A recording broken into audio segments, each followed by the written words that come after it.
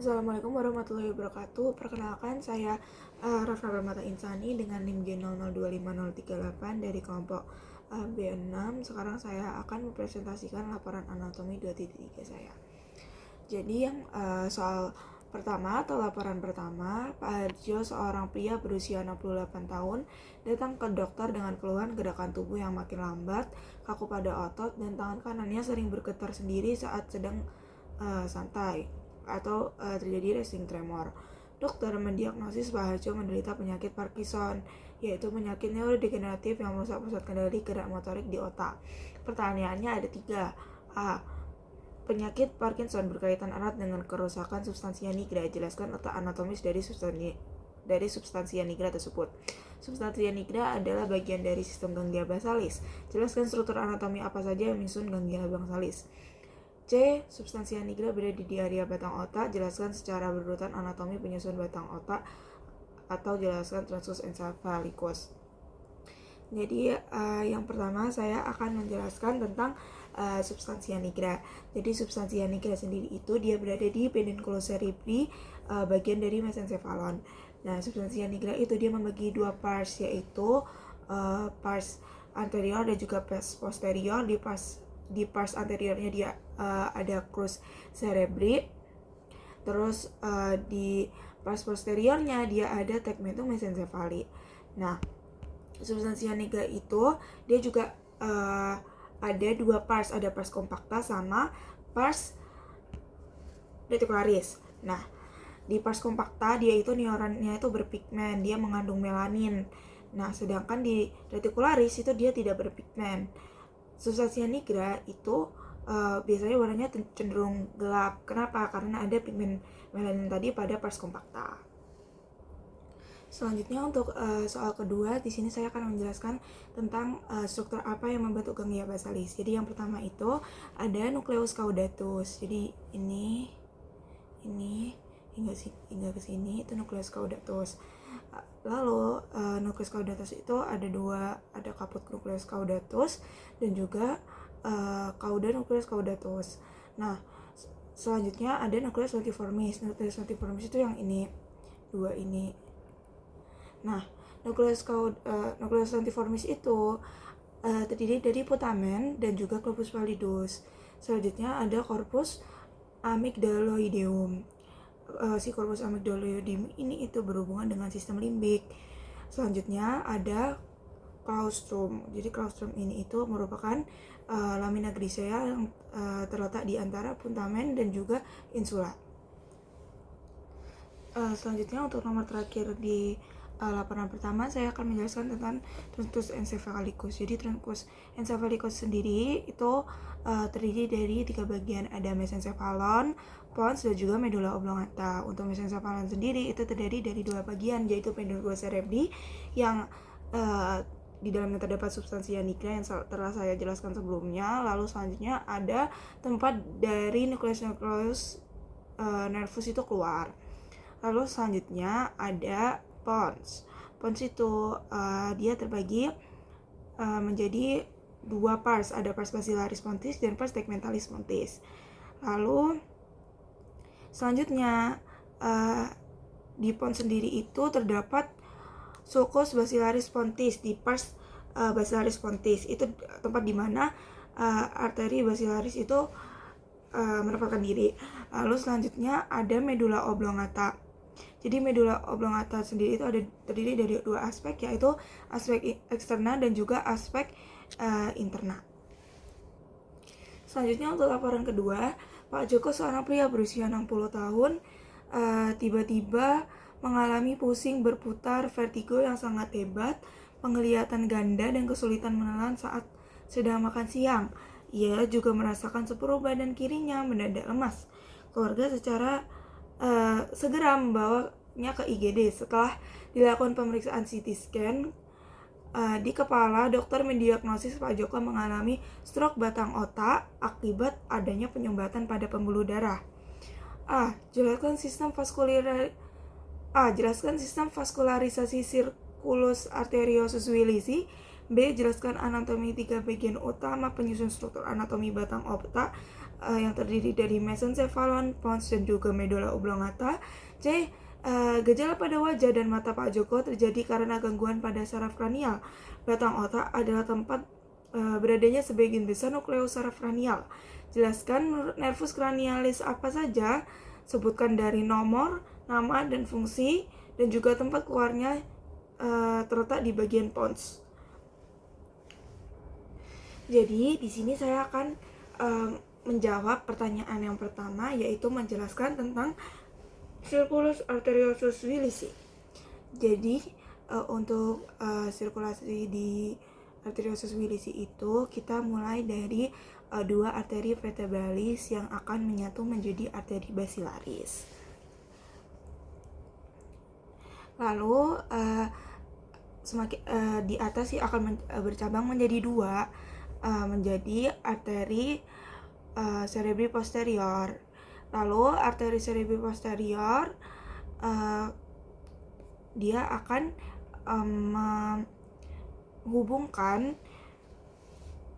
terhubung ke arteri cerebri medial, dihubungkan oleh arteri communicating posterior.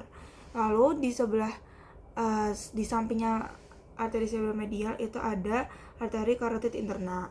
Nah, lalu arteri cerebri medial itu nanti akan ke atas lagi jadi arteri cerebri anterior. Nah, arteri cerebri anterior ini dia dihubungkan oleh arteri communicating anterior. Selanjutnya saya akan menjawab pertanyaan kedua di laporan kedua ini, yaitu menjelaskan isi dari struktur batang otak. Seperti yang sudah ada di nomor sebelumnya, struktur batang otak itu terdiri dari mesencephalon, pons valori, dan juga medula oblongata.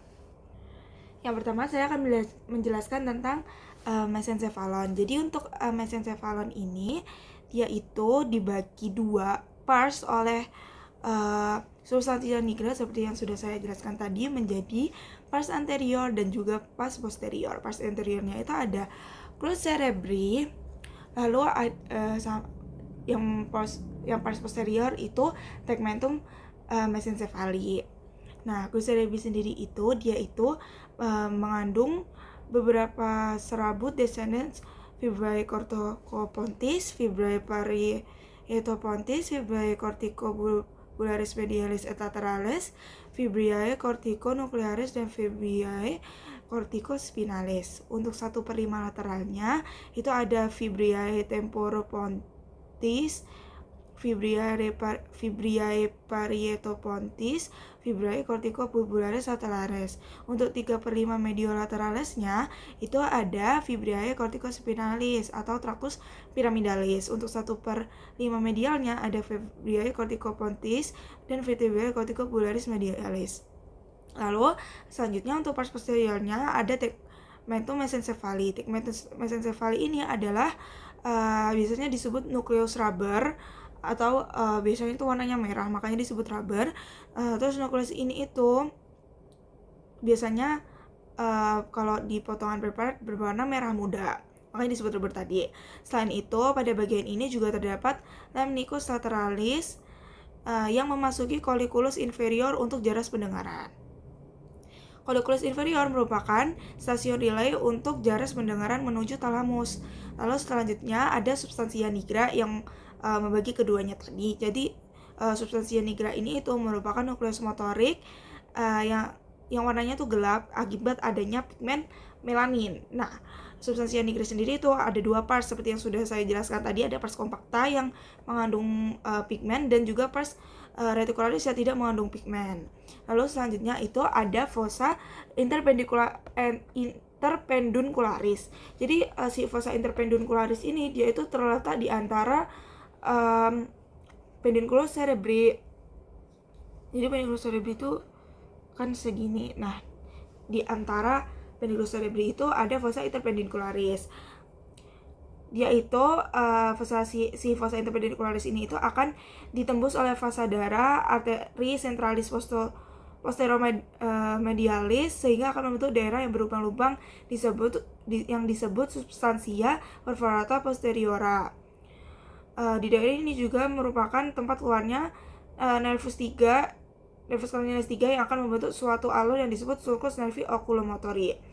Lalu selanjutnya ada bolongan di bawah ini namanya aqueductus mesencephaly. Jadi si aqueductus mesencephaly ini dia akan menghubungkan ventriculus tertius dengan ventriculus quadratus. Lalu di bagian paling bawah sendiri itu ada tectum mesencephaly. Jadi si tectum mesencephaly ini tuh merupakan pusat dari integrasi visual sensor dan juga motorik. Lalu di mesencephalon itu juga terdapat tempat-tempat di mana itu adalah tempat si nukleus nervus itu keluar. Jadi di sini ada beberapa seperti geniculatum medial, brachium colliculi inferior, geniculatum lateral, brachium colliculi superior, colliculus superior, colliculus inferior, dan juga di situ terdapat nervus 4. Selanjutnya ada pons. Jadi seperti yang telah saya singgung sedikit tadi, pons itu dia terbagi menjadi dua pars. Ada pars basilaris pontis, yaitu dia bagian ventral, dan juga pars tegmentalis pontis. Pertama saya akan menjelaskan terlebih dahulu untuk pars basilaris pontis atau bagian ventral dari pons. Jadi bagian sentral dari pons itu bentuknya seperti bagian atas tubuh, siapa dia namanya? Petri. Nah, di sini itu dia terdapat nervus seperti ini. Itu dia di sini yang di tengah ini dulu itu dia ada sulcus basilaris pontis, yaitu tempat di mana arteri basilaris pontis berada. Terus ini di sini ada nervus 5. Ini nervus 5. Terus dia ada nervus 6. Ini di sini ada angulus pontus cerebralis, terus di sini ada sulcus bulbopontinus. Terus di sini di pinggir-pinggir sini itu dia ada yang ini itu nervus 7 dan ini nervus 8. Terus di sini juga ada nervus oculomotor. Ini tempat ini si arteri basilaris pontis tadi kalau dia berada di sulcus basilaris pontis. Lalu selanjutnya saya akan menjelaskan pars tegmentalis pontis atau pons di bagian dorsal. Jadi di bagian dorsal ini dia terbagi menjadi dua pars lagi, yaitu ada pars tegmentalis pontis sama pars dorsalis medulla oblongata.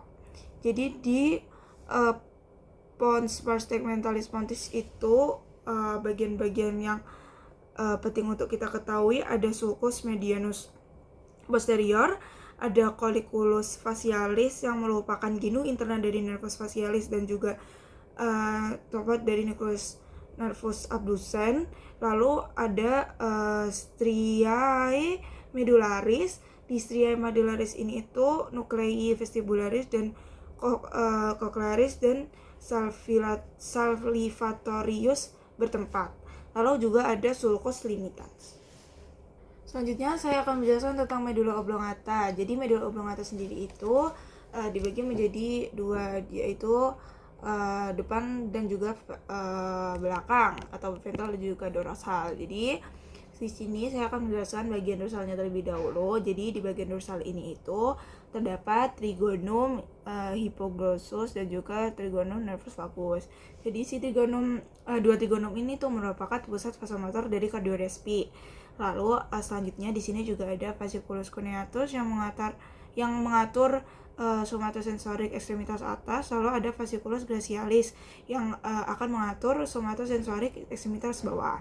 Lalu ada bagian-bagian penting lagi juga di bagian dorsal medulla oblongata ini, ada tuberculum cuneatum, ada tuberculum glacialis dan juga sulcus medianus posterior.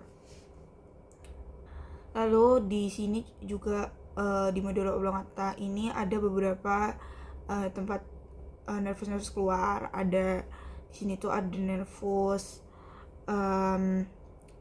nervus 9, 10, 11 dan juga 12. Terus akan aku jelasin lebih lanjut buat nervus-nervus yang lainnya di bawah. Lalu di sini ada bagian ventral dari medula oblongata. Jadi di bagian ventral ini struktur-struktur yang penting untuk kita ketahui ada oliva dan juga piramis. Untuk oliva sendiri itu ini merupakan penonjolan karena adanya pendesakan dari nukleus olivarius yang inferior. Lalu ada piramis. Piramis ini itu merupakan penonjolan yang terjadi karena pendesakan dari tractus pyramidalis. Jadi tractus pyramidalis tepatnya di sini. Ya. Terus ada sulcus lateral yang akan dilewati oleh nervus vagus, sama ada diskusasio pyramidum yang merupakan memisahnya tractus pyramidium. Lalu ada viscera mediana anterior yang akan ditempati oleh tractus pyramids. Lalu untuk bagian-bagian penting di medula oblongata bagian ventral itu ada pedunculus cerebralis inferior, ada sulcus limitans, ada trigonum nervi bulbosus, trigonum nervi vagus. Oh enggak salah, itu di bagian dorsal ya harusnya. Mungkin di bawahnya itu seperti sulcus medianus, sulcus intermedius posterior, pokoknya yang belum aku sebutin di dorsal tadi. Nah, ini adalah nervus-nervus yang keluarnya di struktur batang otak. Jadi di sini itu kita mulai dari nervus pertama, yaitu nervus olfactorius. Dia itu keluarnya di bulbus olfactorius. Dan ada nervus 2 itu nervus opticus, dia keluarnya di chiasma opticum. Jadi untuk nervus 1 dan nervus 2 itu dia keluar dari cerebrum ya guys. Lalu untuk nervus 3 dan 4 itu ada nervus oculomotorius, dia keluarnya di fossa interpeduncularis. Terus ada nervus trochlearis, dia keluarnya dari caudal colliculus inferior. Ini berarti dia keluarnya dari mesencephalon atau pedunculus tadi, si pedunculus tadi. Terus lalu ada nervus trigeminus. Nervus trigeminus itu dia nervus 5, dia keluarnya di vercium pontis. Terus ada nervus 6, nervus abducens, dia keluarnya tempat keluarnya di sulcus bulbopontinus. Terus nervus 7, nervus facialis, dia tempat keluarnya di angulus cerebellopontinus dan juga sama dengan nervus 8, tempat keluarnya sama. Nervus 8 itu vestibulocochlearis, itu mereka keluarnya itu dari pons. Lalu ada nervus glossopharyngeus, jadi nervus 9, 10, 11 yaitu nervus glossopharyngeus, nervus vagus dan juga nervus accessorius itu keluarnya di sulcus posterolateralis. Sedangkan di si nervus terakhir, nervus 12, nervus hypoglossum itu keluarnya di sulcus anterolateralis. Itu mereka keluarnya dari medula oblongata.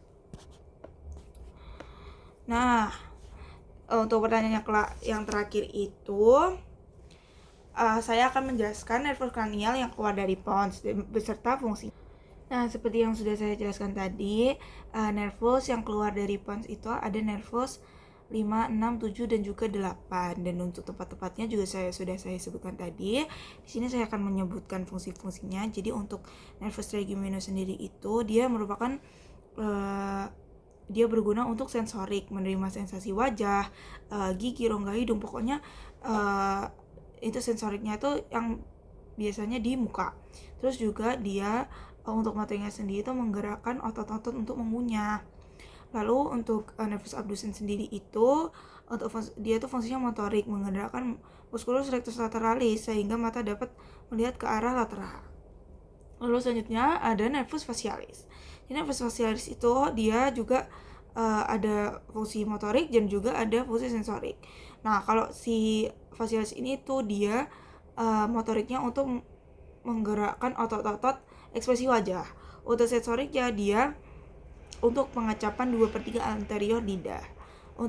Terus dia juga berfungsi untuk parasimpatis. Fungsi parasimpatis yaitu merangsang kelenjar lacrimalis, submandibular dan juga sublingualis.